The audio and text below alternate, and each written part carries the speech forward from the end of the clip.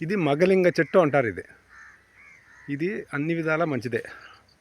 మగలింగ చెట్టు ఆ మాటలోనే అర్థం ఉండాలి. మగలింగ చెట్టు దీనివల్ల వైద్యపరంగా కూడా చాలా ఉపయోగాలు ఉన్నాయి. దీని చెక్కుని చూసినారా? ఇదో చెక్క చాలాసార్లు తీసేసినాము. ఈ చెక్క తీసేసి పై తీసేసి లోపల ఉండేది నోరు పగిలినా నోరు పుండైనా అది బాగా ఎండబెట్టేసి దాన్ని నూరి దాంట్లో కొంచెం చక్కెర వేసుకొని నేలకి మీద వేసుకున్నామంటే కన్నా అగ్గిలాగా మండిపోతుంది. 2 రోజుల్లో తగ్గిపోతుంది. ఇంకపోతే ఇది నా భూమి. అదో టవర్ ఉండదు, టవర్ వేసినారు.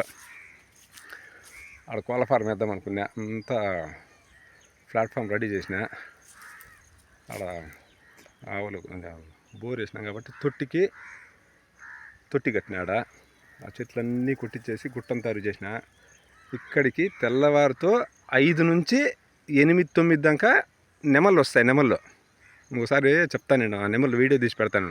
నెమళ్ళు వస్తాయి. నా చింతమందంగా వచ్చేస్తాయి. నెమళ్ళు వస్తాయి. వాటిని చూసేదానికి దూరం నుంచి చూడాలి. దగ్గరికి వచ్చినా మనకు ఆ నెమళ్ళు పారిపోతాయి. అడవి కోతులు, ఈ కుందేళ్ళు. నేను మొన్న కొద్దిగా సేద్యం చేసిన, కొన్ని గింజలు వేసిన.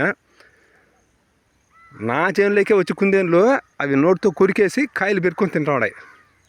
కుందేళ్ళు వదిలేసండి. కొంచెం రాగులు చల్లిన. ఈ మొక్కజొన్న ఆవులకే, తినేదానికి కాదు. ఇక్కడంతా ఆవులు కట్టేసుకుంటాము. గుట్టకు పోతాము. గుట్ట బాగుండదు. Okay, bye.